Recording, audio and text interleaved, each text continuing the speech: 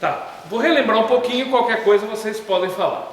Na primeira parte, semana passada, a gente viu sobre a importância da palavra de Deus. Ela é o nosso guia seguro. Ela é o alicerce firme para a criação de filhos, para uma estrutura familiar. A gente passou por alguns pontos falando sobre que criar filhos não é fácil, embora não precise escrever isso, a gente já sabe, né? Os mitos da criação de filhos, a questão do fatalismo, a questão da família perfeita, muitos mitos que são criados, e falamos quais os assuntos que nós estudaremos nessas semanas. Aí nós fomos para a importância da palavra de Deus na criação dos filhos. Marido e mulher são diferentes e pensam diferente. Isso daqui por uma série de fatores. Envolve a própria questão do lado que o homem e a mulher são diferentes, mas também criação, convicções, frustrações ou carga familiar que a gente traz. Tudo isso pesa. E nós somos diferentes, e na hora que discutimos essas opiniões, como que nós vamos chegar a um ponto em comum? Muitas vezes, se ficar só no que eu acho e no que ela acha, vira em discussão, a gente não consegue chegar nesse denominador comum. Por isso é importante ter um ponto de referência, que é a palavra de Deus. Nós temos que ir para o manual. Quem criou o ser humano foi Deus, e Ele deixou um manual de como nós podemos lidar com as coisas do nosso dia a dia, inclusive criação dos filhos. A palavra de Deus é suficiente. Ela tem as respostas para a nossa vida. Ela tem a resposta para os nossos dilemas. E ela é eficaz, ela é tudo que nós precisamos. Quando fala lá em Hebreus que a gente viu que ela é viva e eficaz, viva quer dizer que ela é atual, que ela, hoje, os mesmos conceitos de 2.000, 4.000, 5.000 anos atrás, são conceitos que também são reais para nós hoje. Embora alguns textos, como Hebreus foi escrito 2.000 anos atrás, hoje ele é vivo e fala conosco da mesma maneira como falou com os ouvintes daquela época. E ela é eficaz, porque colocando em prática ela funciona. Bom, nós vimos que quando há o conflito entre o que eu penso, agora não é entre o marido e a mulher e suas convicções, mas entre o que eu penso, o que eu acho e o que a palavra de Deus diz, nós temos que pensar no princípio que diz lá em Romanos 3, que é o que? Seja sempre Deus verdadeiro e todo homem mentiroso. Inclusive eu posso estar enganado. A palavra de Deus sabe o que diz.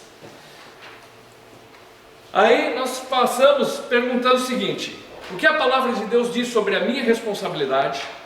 Qual o valor da palavra de Deus sobre a minha vida e qual a autoridade que ela tem sobre a minha vida? Isso vai determinar o quanto eu vou seguir aquilo que ela diz, o quanto eu vou acreditar e colocar em prática aquilo que ela diz. Será que realmente a palavra de Deus é a autoridade sobre a minha vida? O que ela diz, eu olho, entendo, falo, não, isso é para mim. Os filhos são um presente de Deus que foi colocado sob a nossa responsabilidade. Aí nós falamos um pouco sobre mordomia. E aí nós vimos no Salmo 127 que o sentinela, ele vai vigiar, mas precisa do cuidado de Deus. Quem edifica a casa vai trabalhar, mas precisa da bênção de Deus. Nós, ao criar nossos filhos, nós teremos trabalho, tem a nossa parte, tem a nossa prática, porém nós precisamos da bênção de Deus. E aí a comparação que o texto faz é que os filhos são como flecha na mão do valente. Então, aonde você apontar a flecha, para onde ela vai. Então os filhos estão sob nossa responsabilidade e nós temos que dar o direcionamento para a vida deles, apontá-los na direção certa. Aí chegamos na segunda parte, que só começamos a falar sobre ela, que é pastoreando realmente o coração da criança, o coração do filho. Aí eu dei a dica do livro. Aqui nós vamos resumir em 12 páginas, 13 páginas, os pontos principais. O livro tem quase 300 páginas, então você tem muito mais recurso ali que pode te ajudar, que é muito bom. O livro ele começa dando para a gente uma dica de um guia seguro. A palavra de Deus é o guia seguro, tá? E ela nos chama que nós temos como pais que exercer autoridade sobre os nossos filhos. Deus tem nos colocado no comando e nós devemos agir de uma forma gentil, porém firme. Não é pegar e gritar e tem que ser do meu jeito. É firmeza que traz segurança, mas também com gentileza, com amor, demonstrando amor à medida que demonstra firmeza. Veja só que mostrar firmeza não quer dizer autoritarismo, quer dizer convicção. Eu só vou conseguir mostrar firmeza para o meu filho quando eu tenho convicção daquilo que eu estou fazendo. E aí eu devo passar essas convicções em amor. Colossenses 3:20 a gente chegou a ler e acho que não lemos, né? Colossenses, acho que não lemos. Vamos lá, Colossenses 3:20 e 21.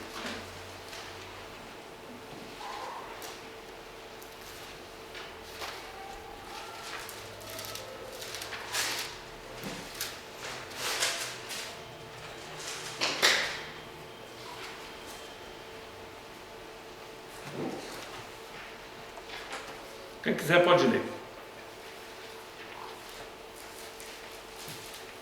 Filhos, obedeçam a seus pais em tudo, pois isso agrada ao Senhor. Pais, não irritem seus filhos, para que eles não desanimem.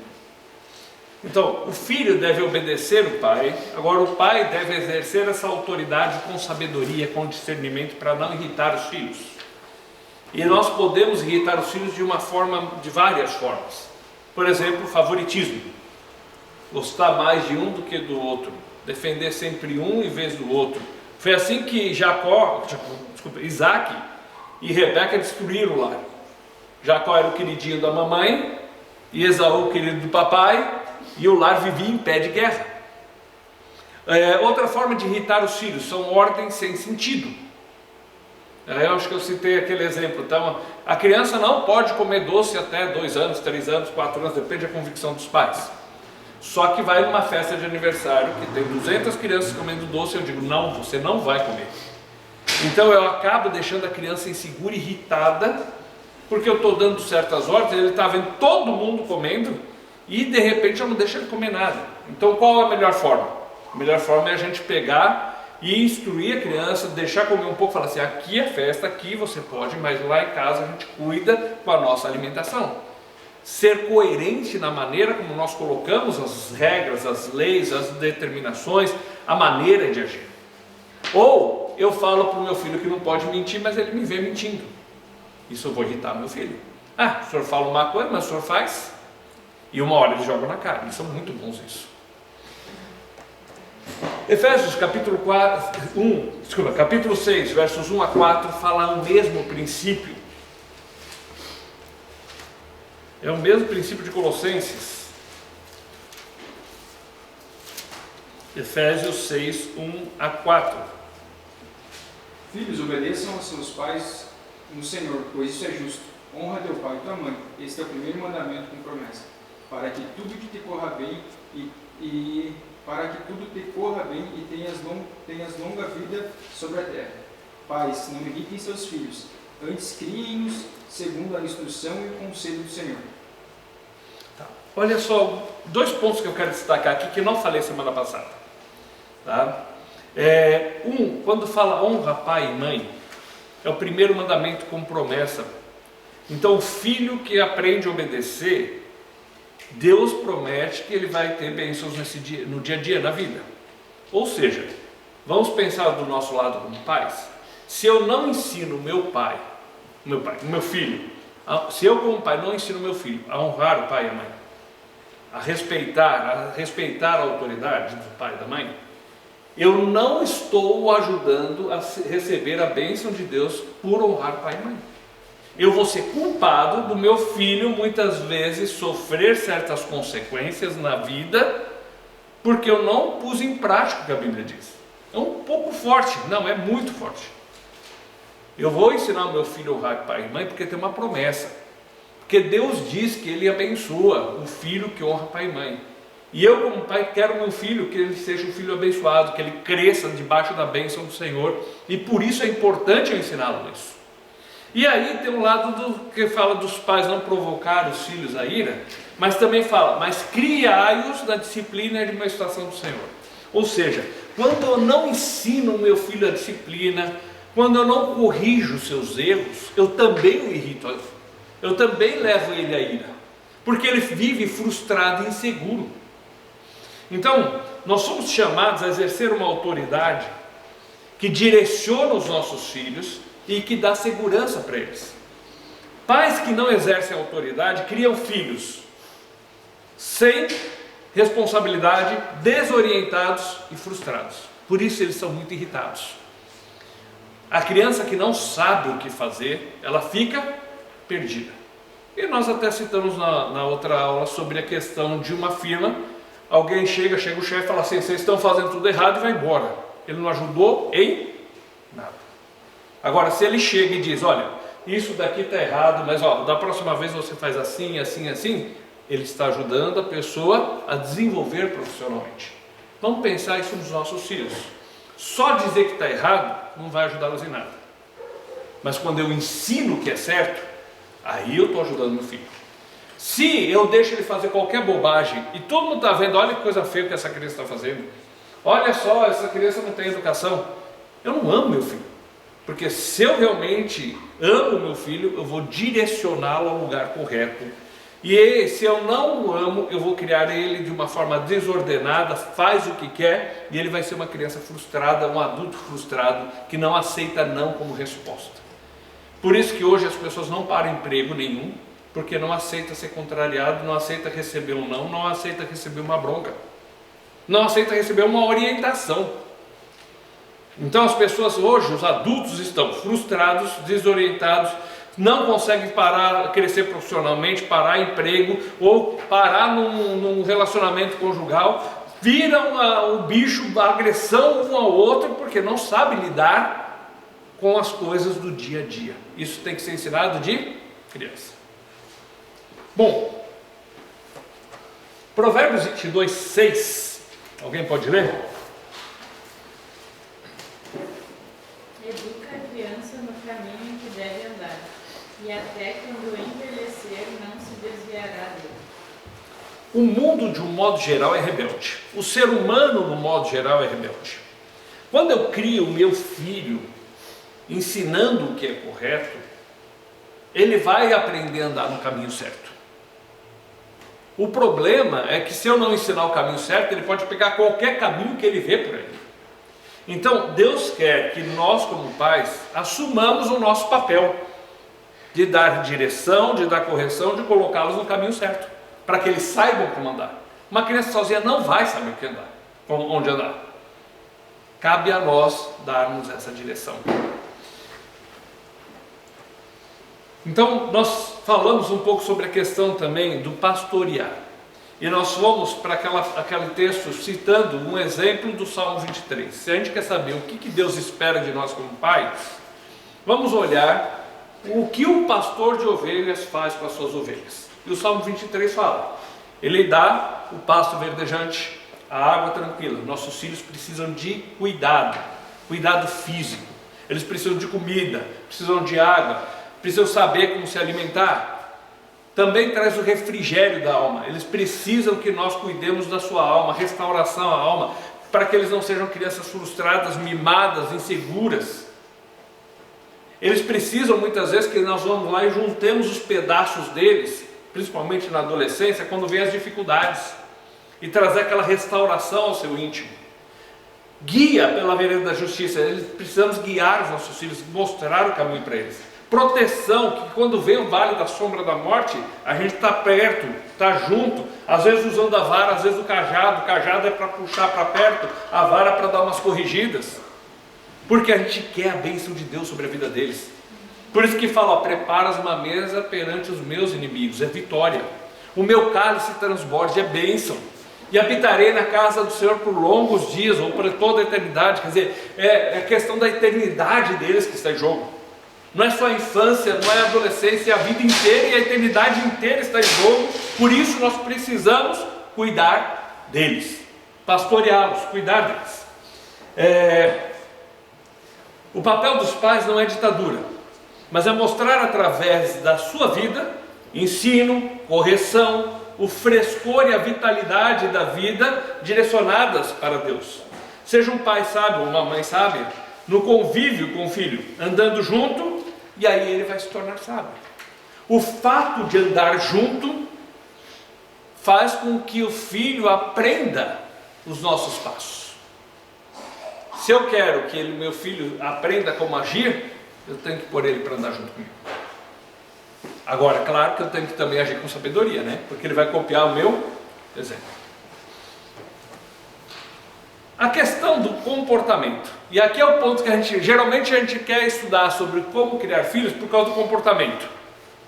Eu quero filhos bem comportadinhos, bonitinhos, que não façam pirraça no mercado, que não gritem, que não batam nos amiguinhos, não é assim? Mas o âmago do comportamento não é a ação em si, mas o que leva àquela ação. Provérbios 4, 23 fala sobre tudo que se deve guardar, guarda o teu coração, porque dele procedem as saídas da vida. A outra versão fala as fontes da vida. Ou seja, é de dentro que se joga o que está para fora. Então, quando uma criança quer uma coisa, eu quero esse brinquedo, e vai lá e toma do outro, e se precisa ele bate no outro para pegar o brinquedo, a gente às vezes quer só corrigir. Não, é questão do brinquedo. Ah, não dá para ele, deixa ele, fica esse com um, você é esse com o outro. Mas qual é o âmago? Qual é o problema? É o coração egoísta. Eu quero o que eu quero. Se eu quero, tem que minha vontade ser satisfeita. O problema está no coração. Às vezes a gente está muito preocupado em corrigir ações. E aí a gente passa a vida inteira só corrigindo a ação. Mas o problema principal está no coração dele. Então a gente tem que chegar na fonte, curar a fonte. Aí melhora o comportamento. Às vezes a gente não entende por que certas pessoas agem como agem. E quando a gente consegue atingir o coração delas, para ajudá-las naquela dificuldade, o comportamento muda rapidamente. Enquanto a gente só fica corrigindo as ações, as pessoas continuam fazendo e continuam fazendo e continuam fazendo. Então o âmago do comportamento é o coração. E Jesus fala sobre isso. Marcos capítulo 7, versos 21 e 22. Vamos olhar lá. Jesus também fala sobre esse âmago do comportamento. 7, 21 e 22.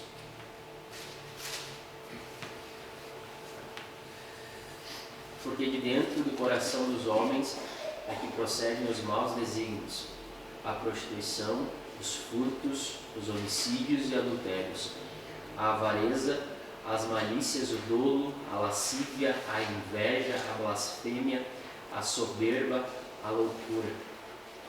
Tudo isso parte de dentro para fora. O adultério começa no coração primeiro, começa na cobiça. Depois vem a concretização do ato. A avareza, eu quero para mim. E aí eu pratico os atos, às vezes ilícitos ou ilegais, para conseguir aquilo que eu quero. Mas é dentro do coração que está o problema. Lucas 6, 45 também fala sobre isso. Lucas 6, 45.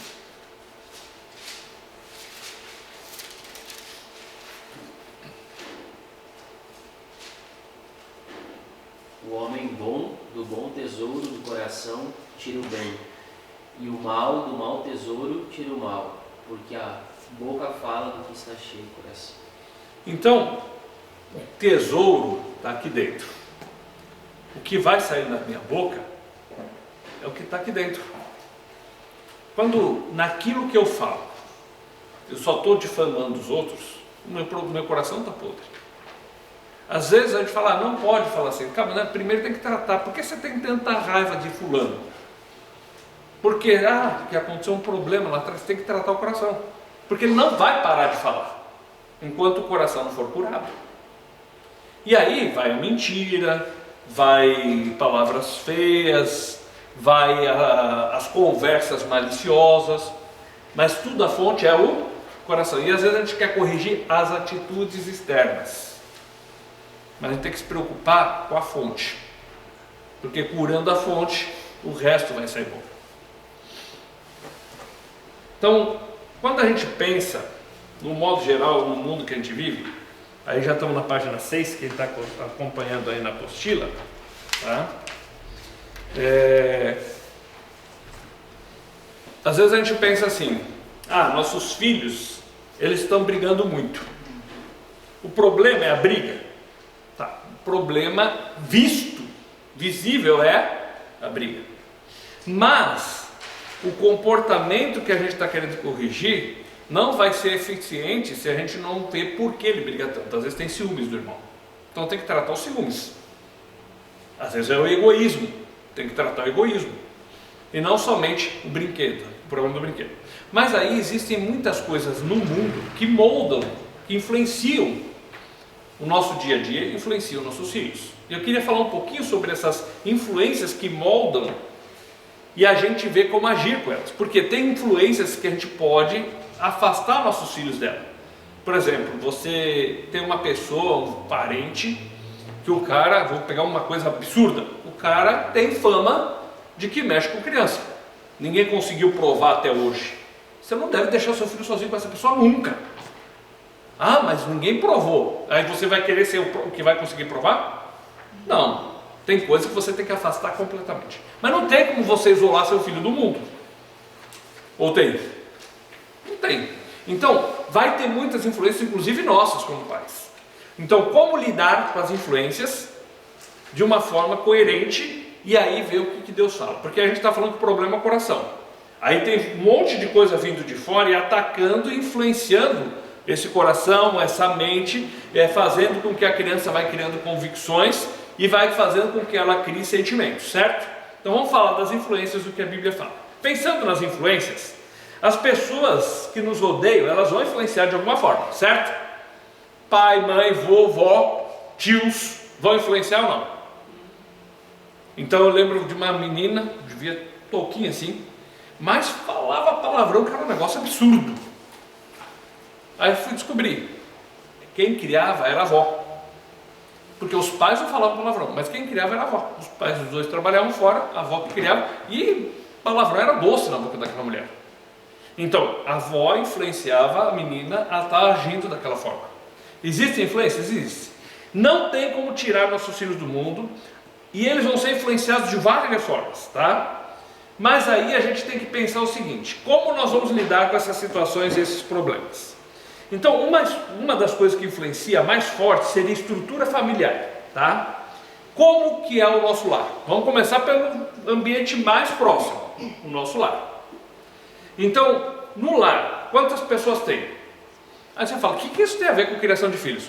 Se a criança é filho único, algumas áreas vão ser tratadas de uma forma diferente. Por exemplo, uma criança que é filho único vai ter que ter uma intensidade ali, uma intencionalidade para lidar com o egoísmo, porque não tem um irmão para aprender a lidar e dividir.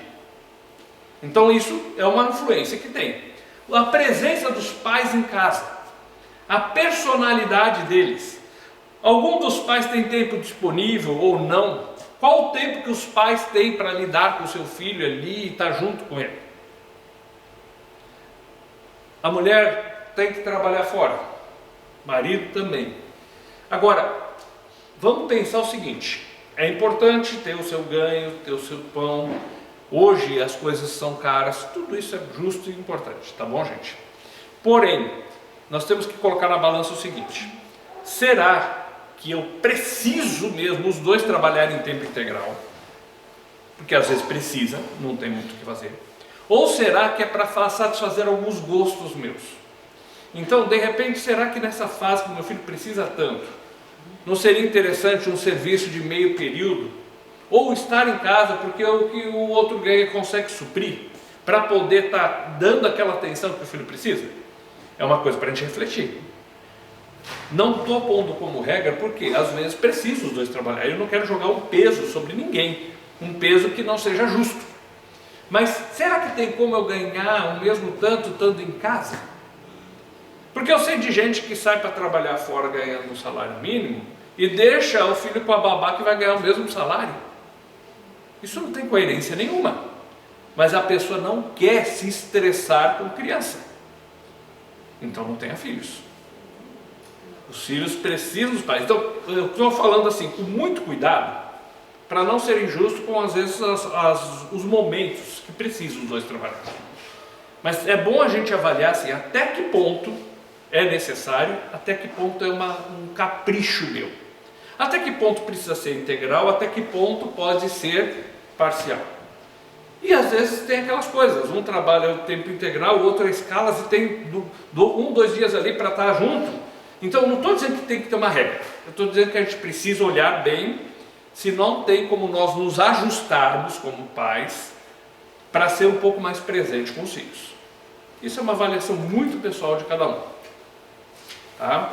Continuando então, a gente passa pela primeira, a questão da estrutura familiar, como que ela é e qual o tempo disponível que tem. Depois a gente vai para os valores, e o que os valores vão influenciar? Por exemplo, o que é importante para os pais? Se o importante para a mãe é a aparência física, e ela tem que estar toda semana no pet shop, ela tem que toda semana estar se produzindo, e não tem nada de errado nisso, gente. A Bíblia não condena a mulher estar querendo se cuidar, ou o marido se cuidar, não está condenando isso. O problema é a prioridade, o que é mais importante. Então, às vezes, eu estou mais preocupado com a minha aparência ou com ganhar dinheiro do que com os filhos. Então, o que é importante para a gente vai plantar esses valores no coração deles. Se o mais importante para a gente for dinheiro, isso vai crescer no coração deles também. Bom, além do que é importante para a gente, quais os valores que nós temos, quais as regras? Por quê? Se tem limites dentro de casa, os próprios pais, vamos pôr, ninguém vive nesse mundo sem limites, ou vive. Se tentar viver sem limites, você vai ter muitos problemas. Um exemplo, limites financeiros. Se a gente não pensar no jeito que está gastando dinheiro, a gente vai quebrar. É limite, é regra. Ah, tem que apagar a luz. Ah, que chatice, tem que apagar a luz toda hora. Tá bom, paga a conta depois então, se não quer apagar a luz. No dia a dia nosso, o mundo todo precisa de regras. Aí você fala, eu sou contra as regras. Tá bom. Se não tivesse leis de trânsito, quem sobreviveria? E a pessoa só respeita porque pesa no bolso. Então, o mundo precisa de regras, o lar precisa de regras, e existem regras, nem que elas sejam subjetivas. E como seria uma regra subjetiva? Por exemplo, um pai é autoritário demais. Ele pode gerar na família toda o medo da sua voz. Os filhos têm que respeitar os pais, não ter medo deles. O medo que eles têm que ter é assim, eu aprontei, eu sei que eu vou receber consequência. Mas no dia a dia, os filhos têm que ter prazer de estar junto com os pais. Uma mãe muito ciumenta, pode ser um pai também, tá? Tem homem que é ciumento. Só estou dando exemplo. Acaba fazendo com que as regras dentro de casa sejam complicadas. Porque se ela é muito ciumenta, eles vão ter muita dificuldade, por exemplo, de sair e estar num ambiente social. Ou se ele é muito ciumento. Então, existem regras que são claras, são declaradas. Não pode fazer isso. Mas existem outras que são subjetivas, pelo convívio. Onde se cria uma pressão porque a pessoa tem um problema interno. Tá. Além das regras, quais as regras? Quais os limites que tem lá dentro? A gente já citou. O que seria pior para uma criança? Desobedecer o que o pai e a mãe falou ou quebrar o vaso pelo qual a mãe é apaixonada? Aí que é um ponto que irrita as crianças. A criança faz o que quer, destrói a casa e não fala nada. Mas se ela quebrou aquele vaso, ou se ela pegou aquilo que eu amo tanto, eu vou lá e quase mato a criança. Não há coerência nisso. Isso não é disciplina bíblica. Isso sim é espancamento. Porque eu estou com ira, com raiva, e vou lá e desconto a minha frustração e a minha raiva em cima da criança. Em nenhum momento você encontra base bíblica para isso. Corrigir o erro de uma criança é mostrar o caminho e a direção, e não você estar frustrado, irritado e ir lá descontar a sua raiva em cima da criança. Às vezes a gente dá tanto valor, a criança está brincando para cá e para lá e derrubou uma coisa e quebrou. Coisa de criança, arte de criança. Isso não tem que ser corrigido. Agora, se você falou, não sobe na mesa, ela vai e sobe. Você não faz nada. Não sobe na mesa, ela vai e sobe. Ela não está te obedecendo. Aí ela quebra alguma coisa, você bate nela porque quebrou. E não porque ela se desobedeceu. E eu já vou começar a corrigir a terminologia. Não se bate em criança. Nós direcionamos ela através de uma disciplina amorosa. Você corrige o comportamento através de um castigo ou às vezes um incentivo na região, os airbags ali, para que ele aprenda a obedecer? Sim. Agora, quem não aprende a corrigir os filhos de uma forma adequada, na hora que acontece uma coisa que ele fica frustrado, aí ele desconta a raiva e a frustração na criança. E geralmente aqui é o problema, porque a gente mostra para as crianças assim, ó, o vaso é mais importante que você. O vaso é mais importante do que o seu comportamento. Outra questão de influências é qual o relacionamento com os vizinhos. Eu vivo falando mal dos vizinhos, eu vivo xingando o vizinho. Os meus filhos vão aprender a lidar com as pessoas de fora como? Através do meu exemplo. Então, aquilo que ele convive dentro de casa vai influenciar a sua conduta. Então a gente tem que pensar que os valores familiares vão pesar sobre a vida dos filhos. Também tem os papéis dentro de casa. Quem manda? Aí vira aquela briga, né? Depende o dia, depende o quê? Ou tem horas que é o seguinte, é um manda e o outro obedece. Manda quem pode, obedece quem tem juízo. Mas se há esse autoritarismo em casa, porque papéis bíblicos é uma coisa, autoritarismo é outra. A definição bíblica de papéis dentro do lar, ela é amorosa e baseada em respeito. É simples. É uma regra simples num verso muito curtinho. Efésios 5:32. O marido ama a esposa respeite o marido. Respeito e amor. Agora, fugiu disso, se começa a ter aquela brigaiada, a discussão, ou quem paga as contas, isso vai influenciar? Pode. Dividimos, ou aquela coisa, esse é o meu dinheiro, não, é o meu dinheiro. Eu estou mostrando para o meu filho o seguinte, é o que é meu, é o que eu quero, eu estou ensinando egoísmo para ele.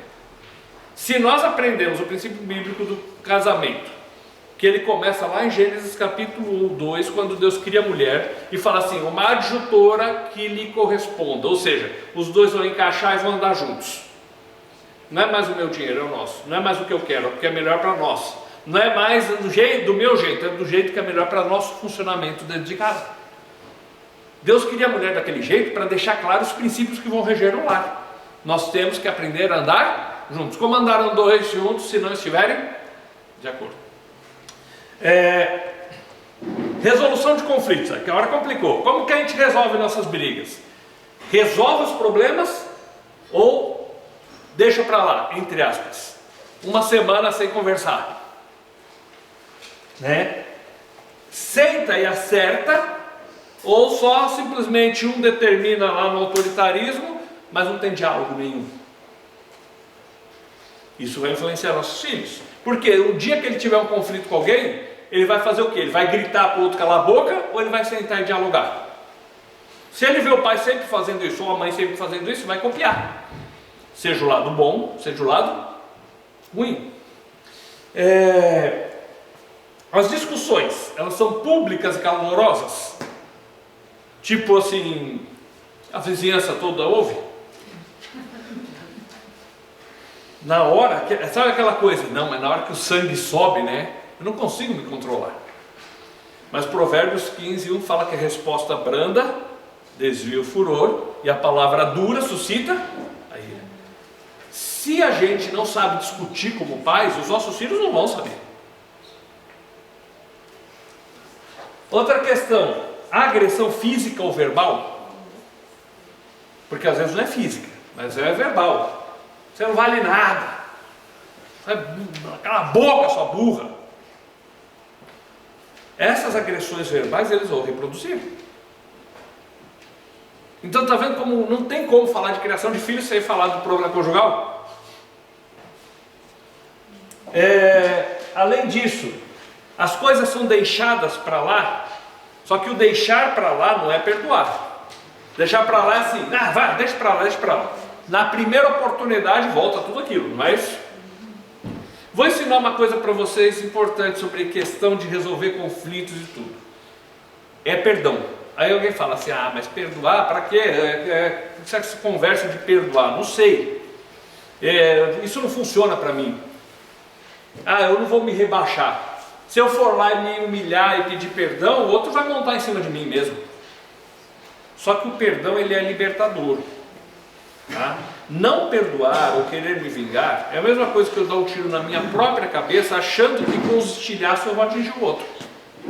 O perdão, a amargura, ela traz dentro de mim um sentimento que eu estou queimando e o outro às vezes não está nem aí. Quem sofre com a falta de perdão somos nós mesmos. E eu tenho uma definição de perdão que é muito interessante. A palavra para perdão na língua caingangue é Venpotefodni. Literalmente seria deixa para lá. Venpotefodni. Tá? Aí, o que quer dizer isso? A princípio, eu queria entender o conceito. Porque é um conceito, não é uma palavra. E seria, joga para trás. Aí eu falei, aquele nosso tradicional deixa para lá, mas na hora que a gente tem, a gente vai para cima, né? Que a gente traz tudo de volta. Mas eu perguntei, por quê? Aí olha a resposta. Aqui atrás não tem olho. Então eu estou prometendo que nunca mais eu vou olhar para aquilo. Interessante, né? A gente tem que aprender a perdoar, a conversar, a resolver nossos problemas de uma forma onde haja diálogo, respeito e amor. De novo, volta àquela base bíblica simples: amor e respeito. Tá, quando dá um problema, a gente para de conversar, ignora o outro para o castigar, não se conversa mais dentro de casa, aquele clima, parece que a nuvem da família Adams desceu sobre a casa e não se conversa mais. E dali uma semana volta a conversar, mas o problema está lá. Vira a cara. Dorme um para esse lado da cama assim, o outro para o outro, e cabe umas 5 pessoas no meio. Porque estão querendo um matar o outro. Quando não tem outro quarto, né? É. Casinha do cachorro. Ou vai para casa da mãe mesmo. Aí complicou, né? Como a família reage ao fracasso? E aqui vamos pensar na criança, tá bom? Como os pais lidam com os fracassos dos filhos? Veja só, as crianças, elas estão aprendendo. Algumas horas vão, parabéns, vão conseguir, e outras horas nem sempre, certo? Alguns filhos têm mais facilidade na escola, vão tirar notas melhores, outros não. Como que a gente reage ao fracasso deles? A gente reage com frustração ou a gente quer ajudá-los a crescer? Deve ser o nosso objetivo ajudá-los a crescer. Às vezes precisa do incentivo, de uma bronca, porque às vezes não está indo bem por causa de preguiça. É verdade. Agora, até que ponto eu estou corrigindo para o bem do filho? Ou até que ponto o meu orgulho está ferido e eu estou frustrado e eu desconto em cima do filho? Está vendo como são coisas distintas? Quando eles tentam as coisas, a gente zomba deles. Tipo assim, eles têm lá 8, 9 anos e resolvem fazer alguma coisa. Aí a filha quer fazer comida. Aí faz aquela coisa, aquela meleca na cozinha inteira e fez a comida. E não dá nem para comer. Você fica zombando, sério, não vai dar para nada, nem cozinha igual tua mãe mesmo, não tem jeito, né? A gente fica zombando da tentativa da criança. Ou a gente pega e vai incentivar ela. Irmão, que bom que você se esforçou. É bom que você se esforça mesmo. Da próxima vez você vai conseguir fazer melhor, eu vou te ajudar. Ou pode ser um serviço da casa. Às vezes a gente quer cobrar de criança de 3, 4 anos que faça serviço de adulto. E não vão conseguir. Às vezes tem criança que não está varrendo direito a casa. E a mãe vira um bicho com a criança. Depois vai descobrir que a criança não estava enxergando lixo, porque precisava usar óculos. Parece coisinhas bobas, mas acontece sempre. Tá? Ou um outro exemplo, assim, a criança quer fazer alguma coisa, os meus filhos às vezes queriam fazer um teatro. Aí juntava os primos, virava aquela bagunça, mas virava uma bagunça, era cobertor, era lençol para fazer, cortina, era o caos. E faziam aquilo, e você, que bobagem. Ou você incentiva que eles demonstrem a sua criatividade. Então, nós temos que estar atentos a essas coisas. Porque se a gente corrige os filhos por causa de bagunça, por causa de arte, porque não conseguiu fazer tudo que eu queria, nós estamos irritando os nossos filhos. Isso não é ensinar os filhos dentro do que Deus espera de nós. Incentiva-se a tentar de novo. Caiu, vamos levantar, vamos de novo. Ah, não, você vai fazer arroz de novo. Aconteceu uma coisa com a minha filha, ela tirou carteira de motorista. Com um mês, ela conseguiu a proeza de bater no carro parado. E fez um serviço legal, porque o carro foi de guincho para Curitiba. Fez bem feito. Se ela ouvir isso daqui, ela vai me matar. Aí, no outro dia, ela não queria dirigir mais. Não, você vai dirigir. Não, pega o carro. Aí a Ledinha olhou para mim e disse: você ficou doido? Não, deixa aí, senão ela vai ficar igual você que não quer dirigir. E ela dirige, vai para tudo hoje. É claro que o meu coração de pai estava lá por dentro com medo dela bater de novo. Claro que eu estava, não vou negar para vocês. Claro que eu tinha um pouco de medo, e se acontecer alguma coisa pior? Mas se não deixarmos eles tentarem de novo, se não incentivarmos a tentar de novo, eles vão ficar inseguros. Eles têm que sentir da nossa parte que a gente está confiando neles. Você errou, mas você pode fazer melhor na próxima vez. Tá, alguns extremismos que são perigosos nessa questão, tá? Página 7 agora, para quem está acompanhando pela apostila. Nessa questão, alguns extremismos que são perigosos. Quando a gente pensa nas influências, o assunto é influências, tá? Existe aquela pessoa que acha assim, ó, não tem jeito. As influências vão definir o que o meu filho é. Então, o mundo está cruel, meu filho vai ficar igual a ele. Ah, hoje é a geração nem trabalha, nem estuda. Meu filho vai ser um vadio desse. Existe aquela ideia seguinte, que as influências vão ser definitivas na vida dos filhos. Isso está errado. As influências têm um poder muito grande sobre eles, mas não são definitivas, porque nós podemos mexer, trabalhar com isso. Nós podemos mexer nesse assunto. Os nossos filhos, o resultado, se a gente pensar assim, é que os nossos filhos vão demorar para amadurecer. E eles vão viver uma situação de realidade muito difícil. Então, não podemos nos jogar nas cordas e dizer assim, o mundo está ruim mesmo, meus filhos vão ser influenciados por esse mundo, vai para a escola, vai aprender tudo que não presta lá, não vai ter jeito mesmo. Eu fui criado em escola pública, meus filhos foram estudar em escola pública, tem problemas? Tem. Mas na privada também, não estudar também tem os seus problemas. Ou, vamos fazer homeschool, eu sou a favor até, mas também tem os perigos, que tem alguns cuidados que tem que se fazer, ou seja, não tem como não ter alguma influência sobre eles. A questão não é as influências que vêm de fora, é o que eu faço com elas, é como que eu vou ajudar meus filhos a lidar com isso. Veja só, que eles vão para um ambiente de faculdade, eles vão ser rejeitados, vão ser humilhados, vão zombar deles. O mundo é cruel, ou não é? Então nós precisamos ensinar como que eles vão lidar com as frustrações do dia a dia, como eles vão lidar nesse mundo. Então as influências não são definitivas, elas são fortes. Nós não podemos nos jogar nas cordas e achar que não tem o que fazer. Nós temos muito o que fazer e podemos fazer. Daqui a pouco eu vou falar um pouco, dar umas orientações e dar ilustração de como podemos fazer. A outra coisa, que é talvez até pior, é o seguinte: não tem nada, não tem problema nenhum. Meu vizinho fala palavrão, meu filho não vai aprender a falar palavrão com ele. Como não? O meu vizinho rouba, meu filho não vai aprender a roubar com ele. Se ficar andando junto, vai influenciar. Então, você negar as influências é um erro grande. Ou você dizer assim, vai influenciar e não tem o que fazer, é outro erro muito grande. Nós não podemos cair nem no extremo, nem no outro. Então nós temos que aprender a lidar, sabendo que vai ter influências, às vezes nossas, como pais, às vezes de parentes próximos, às vezes dos vizinhos, da sociedade, da escola. Tudo isso o mundo deles vai estar ali. Agora, como eu vou lidar com essas influências? Esse é o ponto. É não negar que existam e é também não se jogar nas cordas e achar que não tem o que fazer. Tem muito o que fazer e aí agora que a gente vai entrar na prática. O que vamos fazer? Bom, nossa preocupação é orientar nossos filhos na direção de Deus. Às vezes nós queremos orientar nossos filhos na nossa direção. Só que os nossos filhos, se eles olharem sempre só para nós, eles vão encontrar nossos defeitos.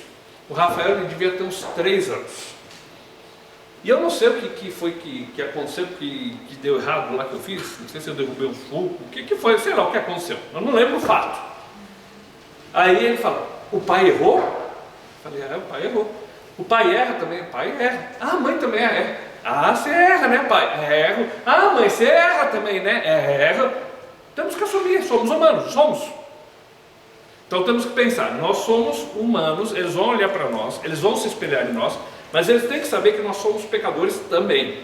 Então o foco, o espelho principal para eles, não é parecer com o pai ou com a mãe, mas com Deus. A direção que temos que conduzir não é que é aquela direção minha que eu quero, porque eu posso me enganar, mas é a direção na direção de Deus. E agora nós vamos falar um pouquinho sobre isso. Provérbios 22, 15.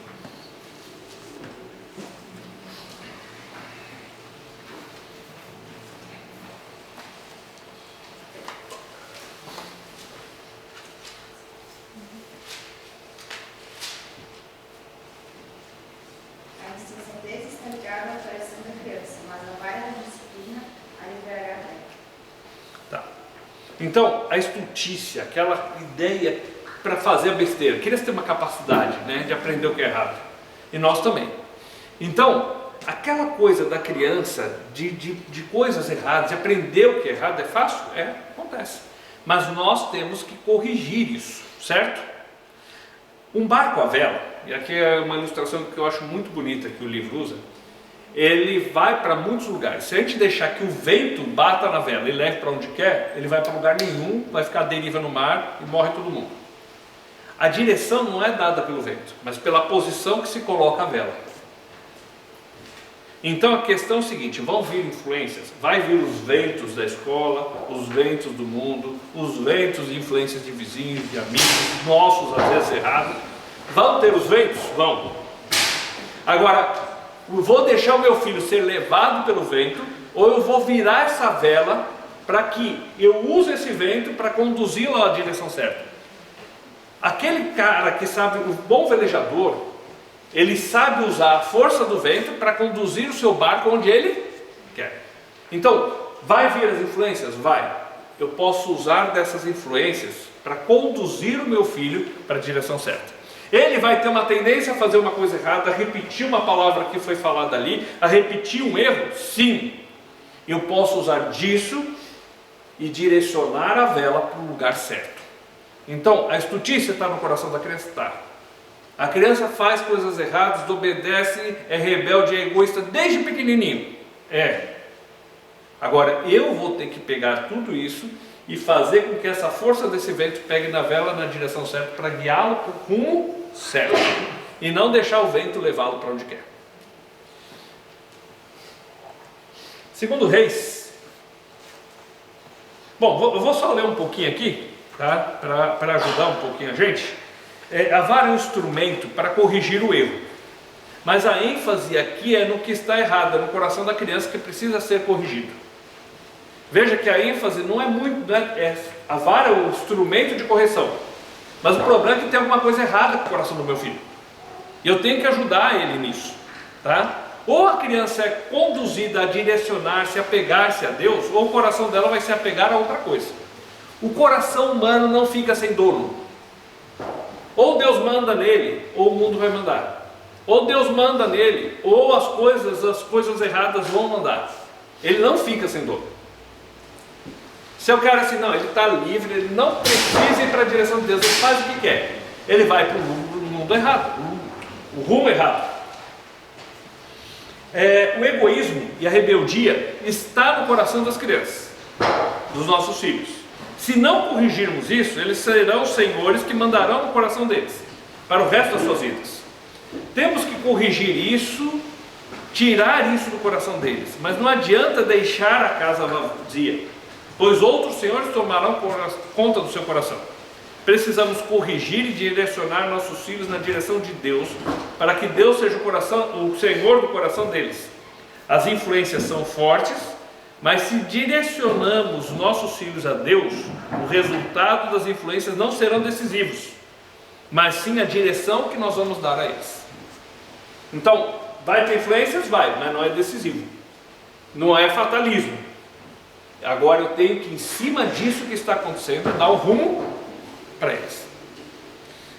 Segundo Reis, capítulo 5, versos 1 a 4, fala de uma menina que tinha tudo para dar errado. Vamos pôr, que os ventos sopravam para jogá-la para a direção errada. Vamos ler esse texto, alguém pode ler, por favor.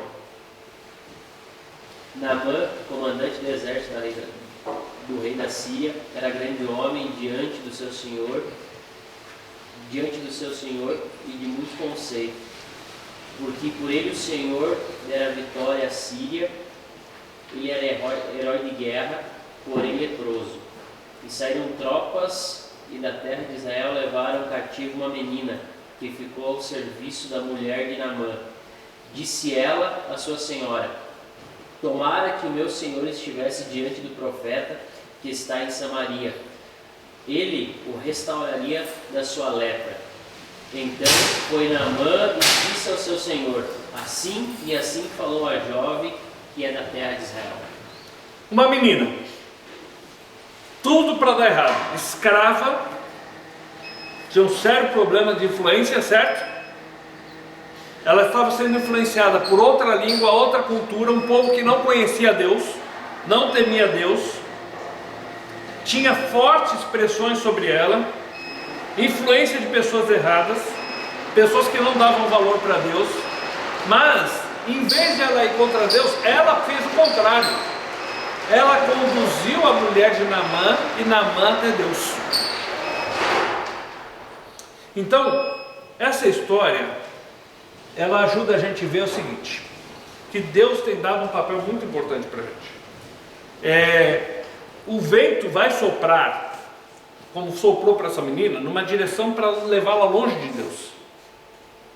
Porém, o resultado foi o contrário, o coração dela era rendido a Deus, ao ponto dela influenciar Naamã e a família de Naamã.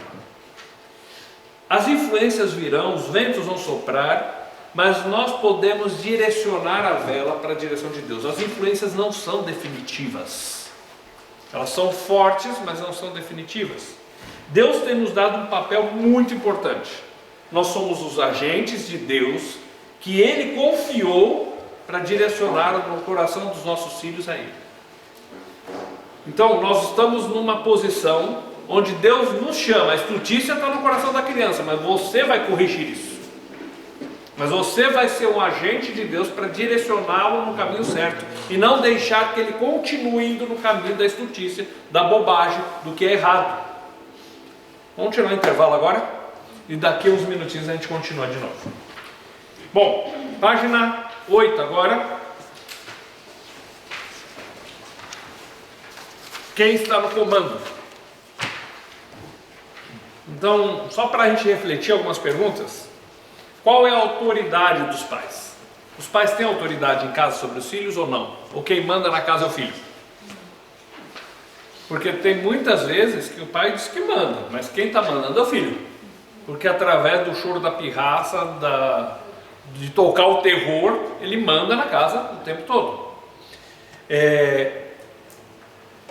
Aí, até que ponto nós podemos exercer essa autoridade? Quem que dá essa autoridade aos pais? Por que que os pais têm essa autoridade? Porque Deus deu. Nós vamos passar por tudo isso. E quem, eu citei já, quem otorgou essa autoridade a eles? Então vamos passar pelos pontos principais. Primeiro, nós somos chamados a estar no comando. Não é nosso filho que está no comando, somos nós. Deus deu essa responsabilidade para nós. Tá? Então vamos lá. Gênesis 18, 19. Gênesis capítulo 18.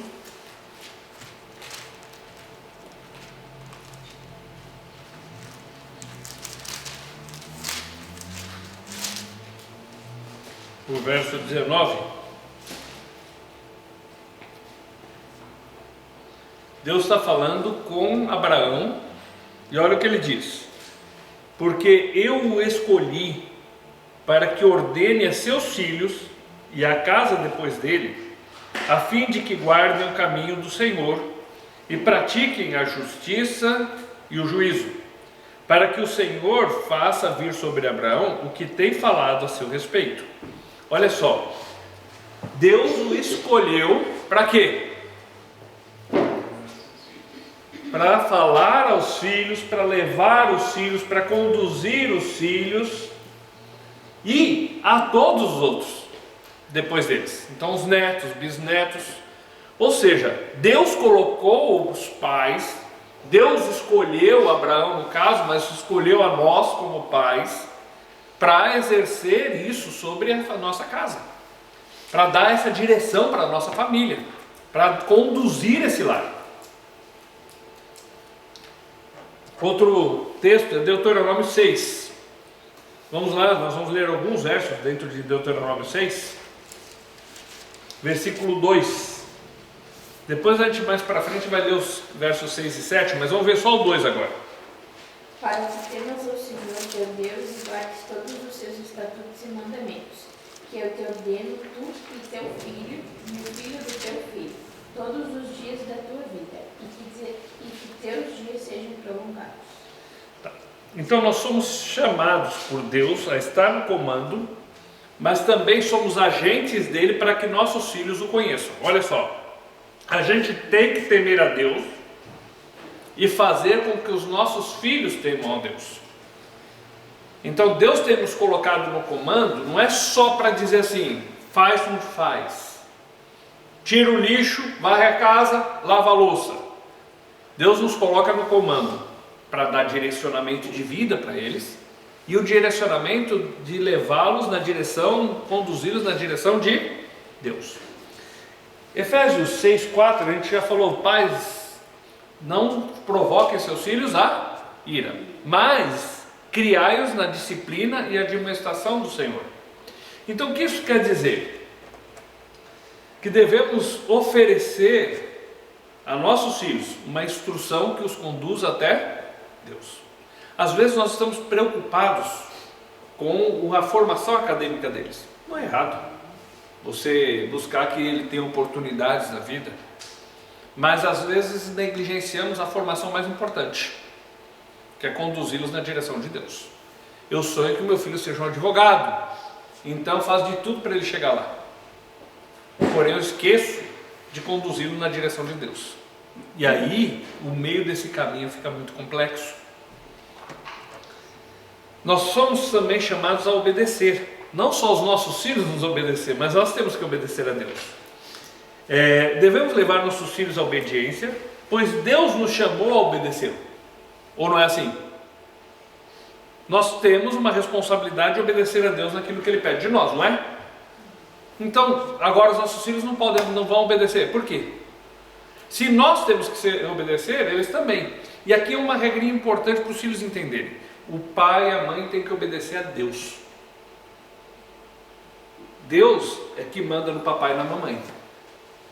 Você tem que obedecer o papai e a mamãe, mas daqui uns dias, quando você ficar grande, você vai ser que nem o papai e a mamãe, você também vai ter que obedecer a Deus.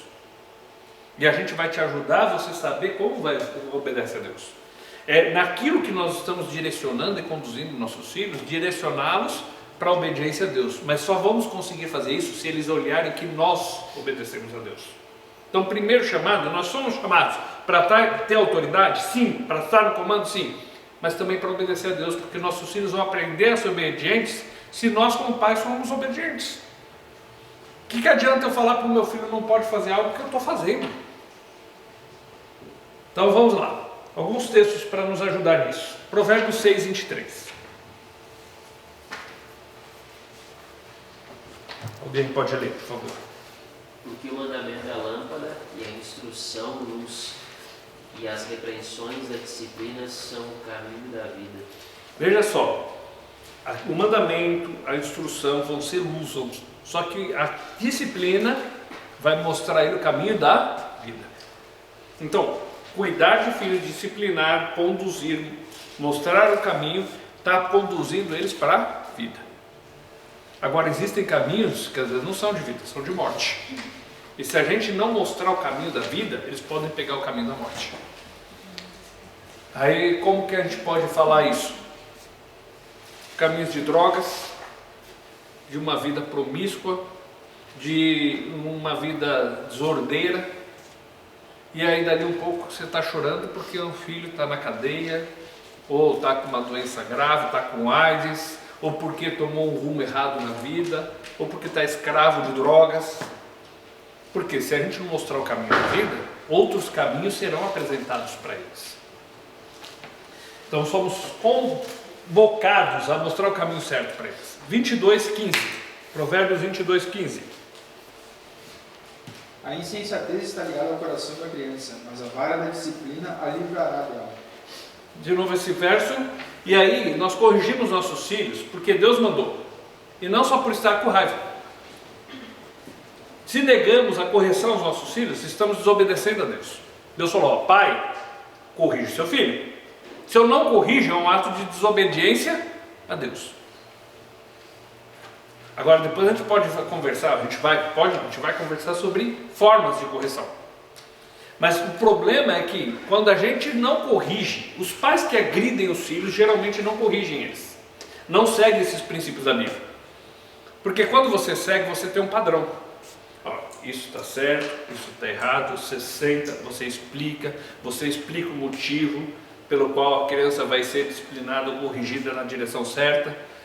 Você mostra o caminho certo, como ela deve fazer, e aí corrige. E correção não é só dar a varada. Às vezes é simplesmente dizer, ó, não pode fazer isso, ele obedeceu, pronto. Não precisou chegar. Mas é um ato de correção, você falar que não pode fazer? É, também. Então você corrige. Às vezes a correção vai ter que ser com uma vara, porque ele não vai ouvir. Mas o ato nosso de corrigir é uma obediência a Deus. Deus disse, você quer livrar seu filho? Você quer que ele seja uma pessoa de bem? Você quer que ele não seja um insensato, um doido, um cara que faz tudo que é errado? Corrige seu filho. Então, corrigir filhos é um ato de obediência a Deus. E nós precisamos ter confiança para agir. Por quê? Porque Deus nos colocou no comando, primeira coisa, tá? É uma ordem direta do nosso superior. Não podemos ter medo. Nós temos que agir. Quando você pega numa cadeia de trabalho, tem lá o dono, o administrador, tem lá o gerente geral, tem o gerente, tem o subgerente, tem o peão. Então, tem horas que às vezes o gerente fala, gente, a gente precisa fazer isso, isso, gente, olha, eu sou que nem vocês, tem gente que manda em mim, estão me pondo ordem, eu estou pondo aqui para a gente fazer junto. Ele apela porque o superior pediu isso de mim. E se ele não fizer, ele vai para a rua. Numa cadeia militar, o tenente mandou, o sargento obedece. E ele faz o soldado obedecer depois. Quando nós pensamos nos filhos, nós temos alguém superior a nós que nos mandou agir. E nós temos que obedecer a ordem dele, que é o Senhor. Então somos chamados a ter autoridade, somos chamados a obedecer e agir com confiança, porque nos foi incumbido uma autoridade, foi dado a nós algo que nós devemos fazer, uma responsabilidade. Você não tem escolha, tem que governar o filho, é dever, é uma questão de obediência. Se a gente quer ser obediente a Deus, tem que governar. Se os nossos filhos não estão sendo direcionados, nós estamos desobedecendo a Deus. Deixar a criança decidir a vida produz nela que ela é dona de si. Aí ele sai para o mundo, ele está pronto para o mundo? Não. Então, você escolhe o que você vai comer. Não, tem arroz, feijão, salada e carne. Nem que seja um pouquinho de salada, você vai comer. Mas eu quero chocolate. Você não vai comer chocolate agora, você vai comer o que está na mesa. Você não vai obedecer? Então, vamos lá, vou te incentivar. Mas deixar a criança escolher o que quer da vida? Eu não quero escovar dente. Então não escova, morre, fica assim, perde os dentes tudo. Eu quero pular da janela. São coisas absurdas, mas assim, dali um pouco você não segura mais. Ele faz o que quer dentro. Então, nós deixarmos a criança decidir, nós estamos destruindo a vida dela. Não é um ato de bondade. O pai que deixa a criança decidir tudo o que ele quer da vida, ele está conduzindo o filho para um rumo muito perigoso. As crianças só aprenderão a tomar decisões olhando os pais que tomam decisões, certo? E decisões, elas envolvem colocar na balança prós e contra, e muitas vezes nós tomamos decisões que não seria exatamente o que a gente gosta, ou todo mundo só toma a decisão que gosta. Muitas vezes você acorda cedo e você pensa assim, como eu queria ficar na cama hoje. Mas você levanta e vai trabalhar. Nem todas as decisões são fáceis ou agradáveis. Tem hora que você tem que decidir obedecer aquele chefe chato, achando que aquilo não faz sentido nenhum, não é? Mas você acaba decidindo obedecer. E nossos filhos precisam ser treinados para tudo isso. Porque senão ele vai dizer, não, eu não quero acordar às 6 da manhã para trabalhar. Eu quero só acordar meio-dia. Eu só vou trabalhar se tiver emprego, que eu posso trabalhar à tarde. Então não vai trabalhar. Então nossos filhos têm que aprender. E eles têm que ver os pais que tomam decisões. Eles têm... Pode falar. Não, eu ia dizer que de um tempo para cá foi ganhando uma grande notoriedade a questão da psicologia positiva, né? Uhum. Psicologia positiva ou até a pedagogia positiva, que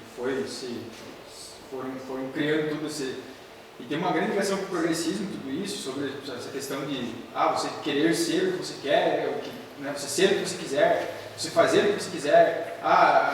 Os pais vão fazer a pedagogia positiva, basicamente o filho quer isso aqui, mas ele não pode, então fazer todo um jeito para que ele possa fazer o que você quer sem ele entender que você está fazendo aquilo, só que ele totalmente. Exato. Induz a criança a fazer o que você quer, muitas vezes, para que ela não se sinta repreendida, frustrada, tudo isso, sabe? Ou para que não te incomode com o choro dela. Também. Então, de um tempo para cá, foi criando uma grande notoriedade nisso, e é muito perigoso. E é só um ponto a levantar aqui, que a psicologia muitas vezes incentiva esse tipo de ação, que é extremamente perigoso. E a frustração, ela faz parte da criança. Faz da nossa vida também. Sim. Vamos lá, definição de criação de filhos. Então, criar filhos não é só cuidar, dar coisas, dar comida. Criar filhos é treiná-los na direção de Deus. Eu gostei muito dessa definição. Criar filho não é dar o que ele precisa. Isso a gente vai fazer. Até quem é ruim faz. Bom, no modo geral, não sei que seja um louco insano. Agora, criá-los numa direção correta. E a direção que nós queremos é que eles olhem para Deus. Se eles olharem para Deus, eles nunca vão se decepcionar. Se eles olharem para a gente, eles vão. Se eles olharem para Deus, eles vão sempre encontrar inspiração. Se eles olharem para a gente, às vezes eles vão falar assim, eu não quero ser igual ao meu pai, olha como ele é chato. E na adolescência eles sempre acham a gente chato. Tá? Então, criar filhos é treiná-los na direção de Deus. Deuteronômio 6, 6 e 7. Alguém pode ler, por favor? Essas palavras que hoje te ordeno estarão no teu coração. Tu as inclinarás aos teus filhos, e delas falarás assentado em tua casa, e andando pelo caminho, e ao deitar-te e ao levantar-te. Então, olha só, esse texto aqui, vamos só contextualizar, entender o livro de Deuteronômio. Deuteronômio quer dizer lei repetida. Então, o povo de Israel saiu do Egito, aquela geração morre no deserto, 40 anos depois eles estão prontos para entrar na terra de Canaã. E Deus manda Moisés repetir a lei para essa geração saber o que é. Pode ver que o capítulo 5 repete os 10 mandamentos, que estão lá em Êxodo 20.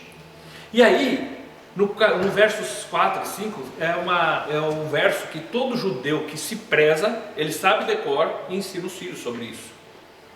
Que é assim, amarás o Senhor, ouve, ó Israel, o Senhor teu Deus é o único Senhor. Amarás o Senhor teu Deus de toda a tua alma, de todo o teu entendimento, de todas as tuas forças.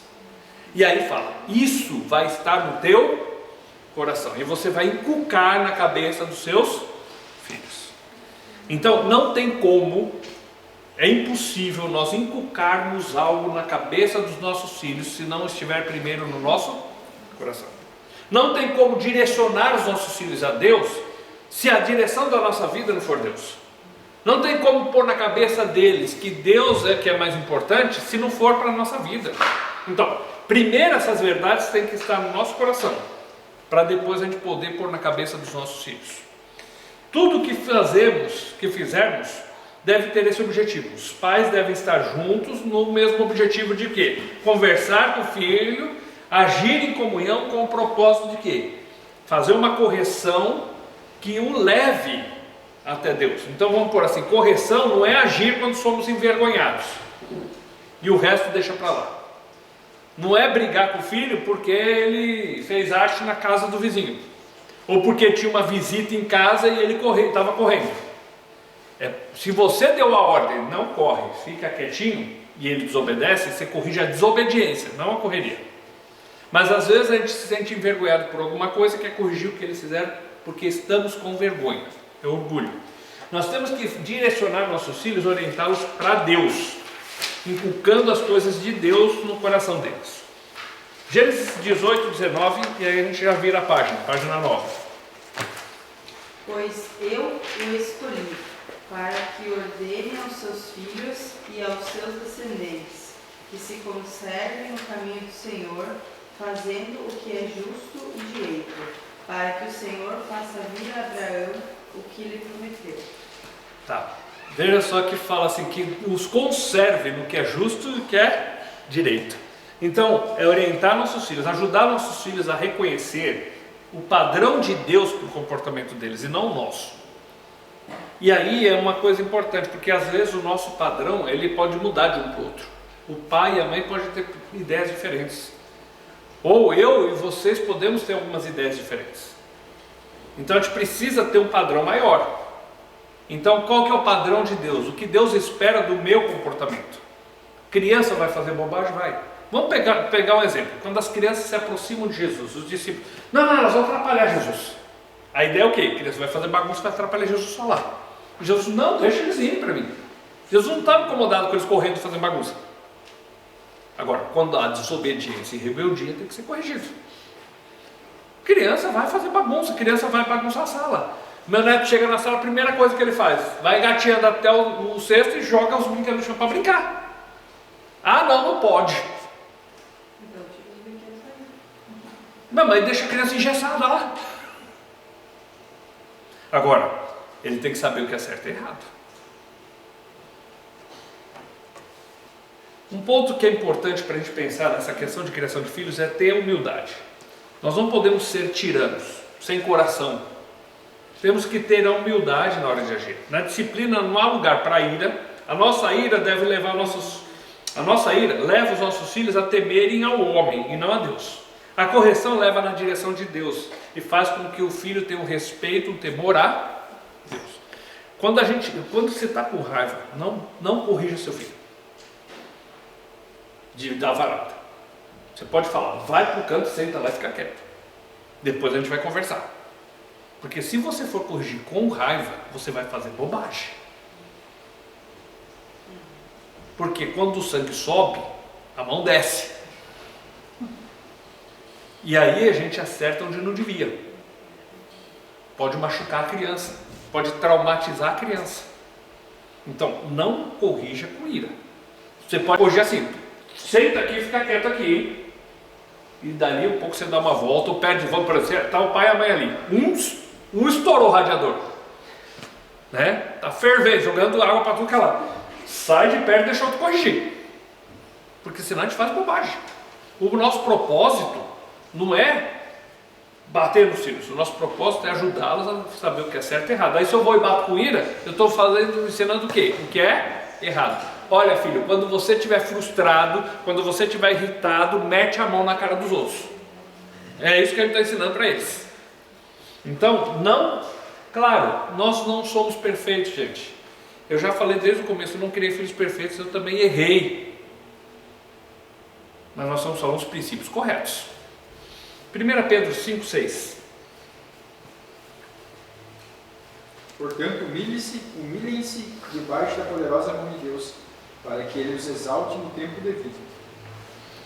Então, Deus nos chama a nos humilharmos diante da mão dEle, e Ele vai nos exaltar depois. Gente, a gente tem que reconhecer para os nossos filhos que nós temos falhas. Qual o problema de chegar e pedir perdão para o filho se você errou com ele?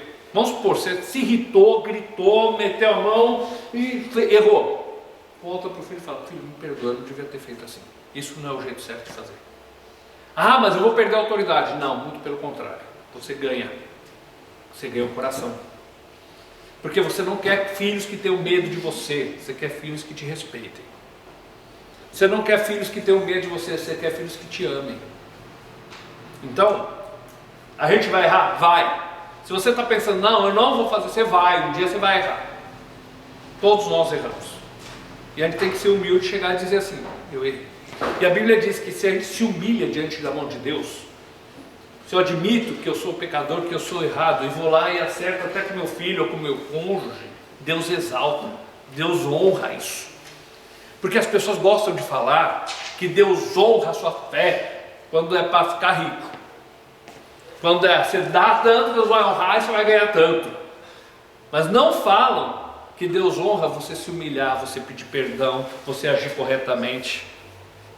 E Deus quer isso da gente, num coração humilde, até na hora de exercer a autoridade sobre o nosso filho.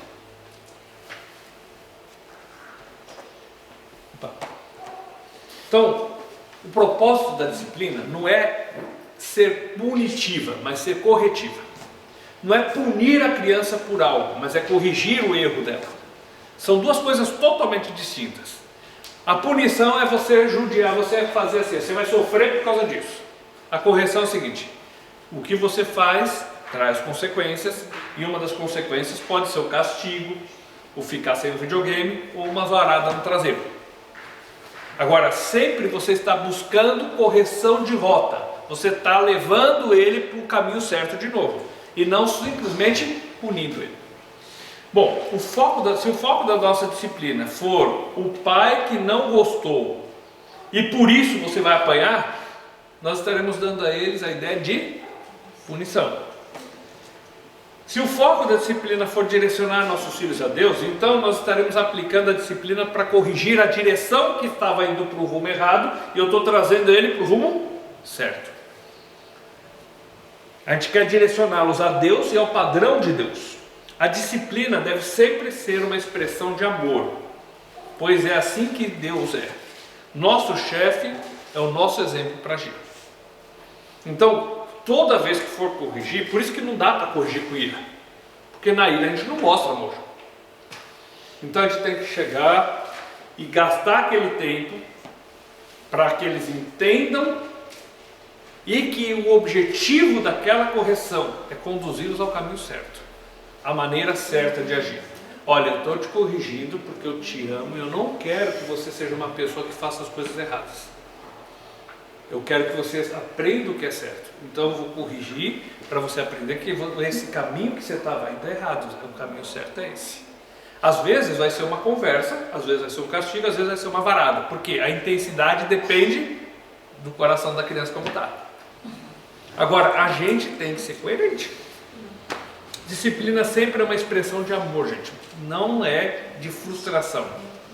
Por isso que muitas pessoas, eu sou contra bater em criança. Eu sou contra bater em criança também. Porque bater não é ato de amor. Corrigir o rumo e a rota, sim. Apocalipse 3,19, você fala, calma aí, Apocalipse vai falar de disciplina de filhos? Fala também. Então vamos lá.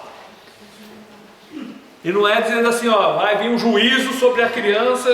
Não, olha só. Capítulo 3, verso 19.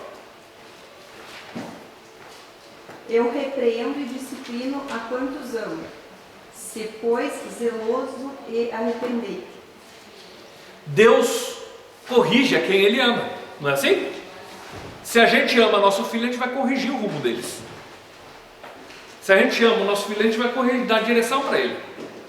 Se Deus, que é nosso Pai, que é o todo amoroso, Ele disciplina, Ele está nos mostrando isso. Deus nos corrige porque nos ama. Provérbios 3, 12. Alguém pode ler também. Porque o Senhor repreende a quem ama, assim como o Pai ao Filho a quem quer bem. Então a gente tem que imitar Deus. Deus corrige a quem ama. E nós, como pais, temos que ter essa visão. Se nós amamos nossos filhos, nós vamos corrigir. O pai que não corrige o filho não ama. Lembrando que corrigir e bater são coisas diferentes. Às vezes envolve dar umas varadas, sim, porque a Bíblia fala. Mas é um ato onde você explica, dá direcionamento, mostra o caminho certo e corrige a rota. Às vezes com umas varadas. Agora, quem bate em criança é porque está com raiva. E isso machuca, isso traumatiza, isso destrói a vida da criança. Se queremos o bem dos nossos filhos, nós devemos corrigi-los. Provérbios 13, 24. Quem se nega a castigar o seu filho não o ama. Quem o ama não hesita em discipliná-lo. Dá umas varadas ali, se fustigar essa ideia, de dar umas varadas, né? Com a disciplina, a gente se recusa a se tornar cúmplices da rebelião do nosso filho. Veja só, se alguém comete um ato ilícito, seja qual for, e eu escondo ele em casa, eu vou ser julgado por ser cúmplice. Agora, meu filho está no ato de rebelião. Ah, mas é pequenininho, é uma coisinha fofa. É fofa, é pequenininho, é lindo, é maravilhoso. Mas naquela hora ele precisa de correção. E se eu não o corrigir, eu vou ser culpado dele ser um adulto rebelde, que não respeita a autoridade, que toda hora vai estar dando trabalho para a justiça, ou que não reconhece a autoridade da igreja, não reconhece a autoridade instituída pelo governo, não reconhece a autoridade de polícia. Por quê? Ele não aprendeu a respeitar a autoridade em casa.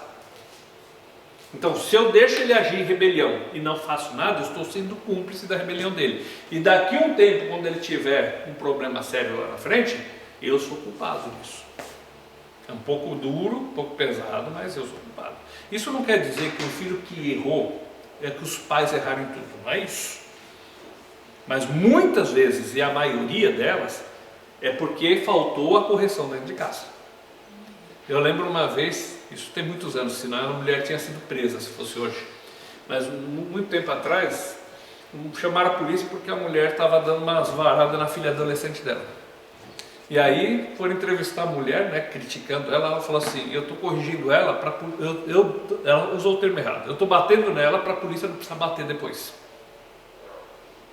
Faz sentido? Claro que as palavras estavam erradas, alguma atitude ali também, mas vamos pensar, se eu corrijo meu filho de pequeno, eu estou poupando ele de apanhar da polícia, de ir para a cadeia e apanhar de bandido. Eu estou protegendo a vida dele. Isso é ato de amor. E eu me recuso a ser cúmplice da rebelião dele. Provérbios 19, 18. Discipline seu filho, pois nisso há esperança. Não queira a morte dele. Olha, não queira a morte dele, é bravo, né? Discipline seu filho, é uma terapia de disciplina. É um processo. Não é um processo penal, não é um sistema penal, mas é mover-se na direção dos filhos e não contra eles. Você disciplina, não para matar, não para arrebentar, não para descontar sua raiva. Você vai corrigi-lo, vai discipliná-lo, vai direcioná-lo na direção do bem deles. Você está sendo a favor do seu filho e não contra ele. É inegociável o padrão de Deus, que nos impele a correção amorosa, a disciplina firme e a direcionar nossos filhos na direção de Deus. Então o padrão de Deus é o quê? Uma correção amorosa, não ataques de ira. Disciplina firme, constante. Isso é duro, gente. Às vezes é difícil ser constante. Por quê? Você diz não, ele vai lá e faz. Aí você vira não, ele vai lá e faz. Aí você fala com um pouquinho mais de fervor, né? Já falei que é não, pá, pá, pá.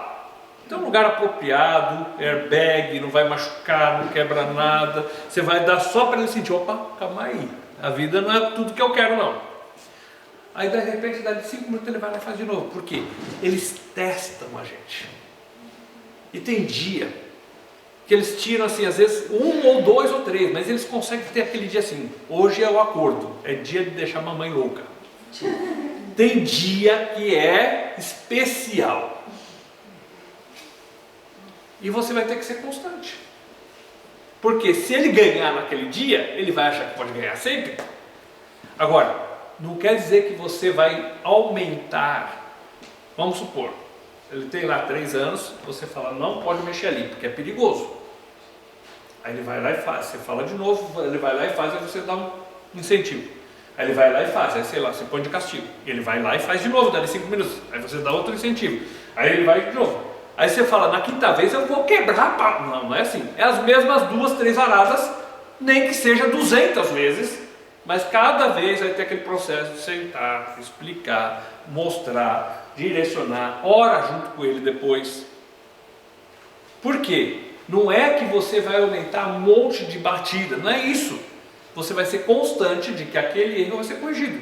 Às vezes, seja 4, 5 vezes, aí ele vai ver, mas não adianta. Não é que você vai bater agora 10 em vez de 2. É que você vai continuar corrigindo o erro até que ele ceda. Vencendo o cansaço. Ele vai querer vencer no cansaço. E eles não cansam nunca. Criança não cansa, ou alguém tem dúvida disso? Mas eles fazem isso com a gente. Deixa eu ver se dá para ir nesse ponto agora. Bom, então, pensando nisso que a gente está falando, de qual o propósito nosso, qual o nosso objetivo, então? Nós temos que direcioná-los a Deus. Então, quando nós temos os objetivos e os propósitos para os nossos filhos, isso vai ajudá-los e vai ajudar a gente a saber a maneira de criar. Se a gente entende o que a gente quer, onde a gente quer chegar, vai ficar mais fácil a gente fazer as coisas.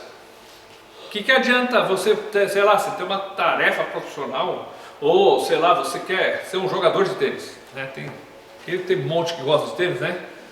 O André da Jéssica, mas eu quero jogar bem.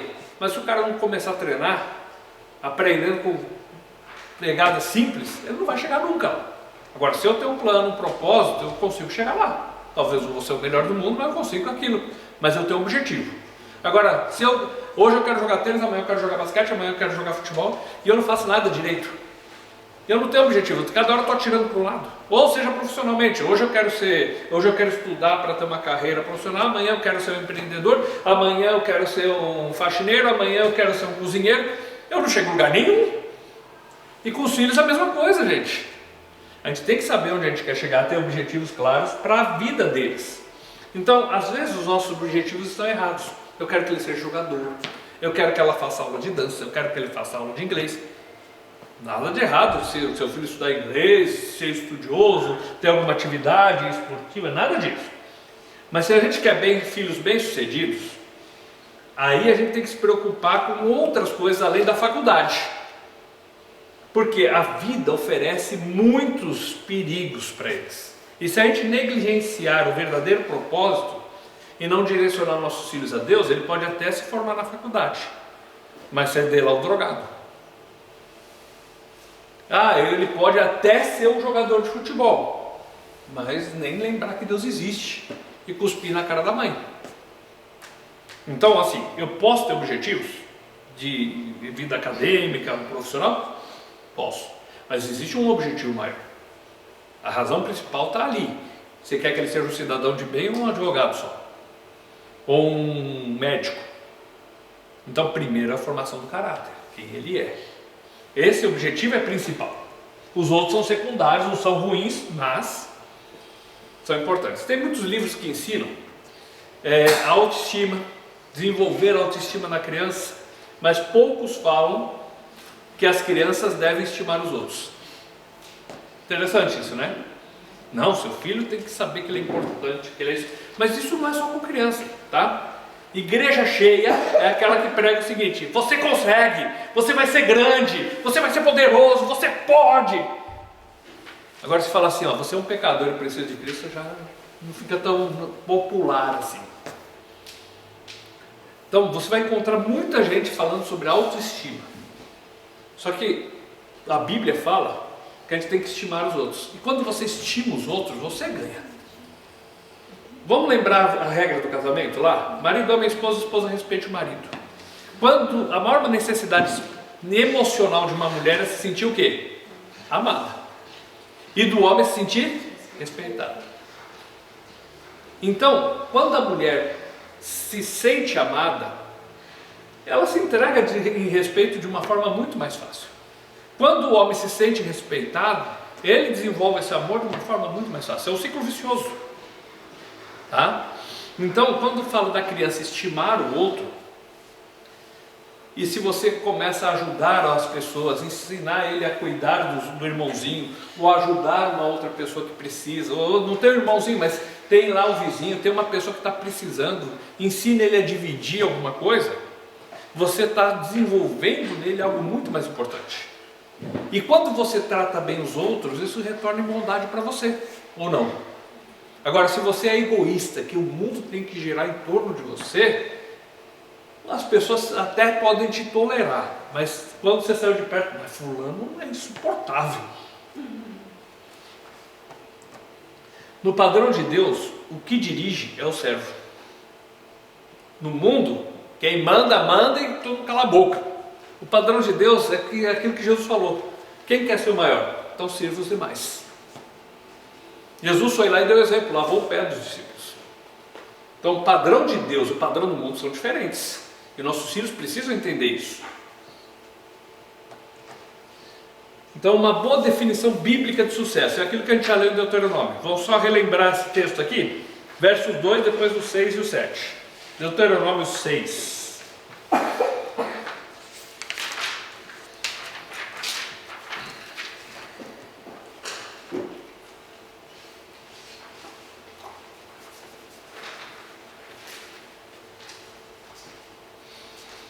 Então, vamos pensar o que é sucesso.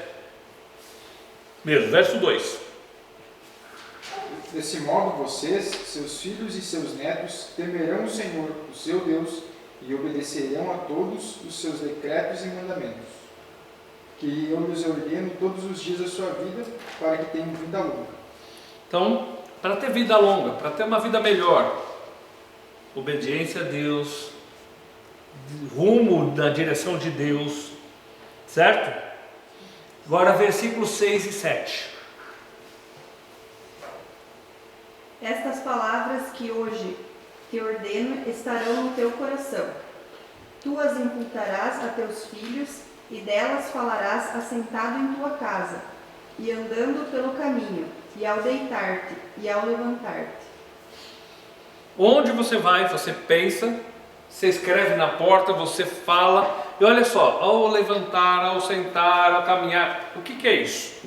Envolve, você pode ter um tempo formal, um culto em casa, com seus filhos, ensinar a Bíblia para eles, mas envolve o que? O dia a dia com eles também.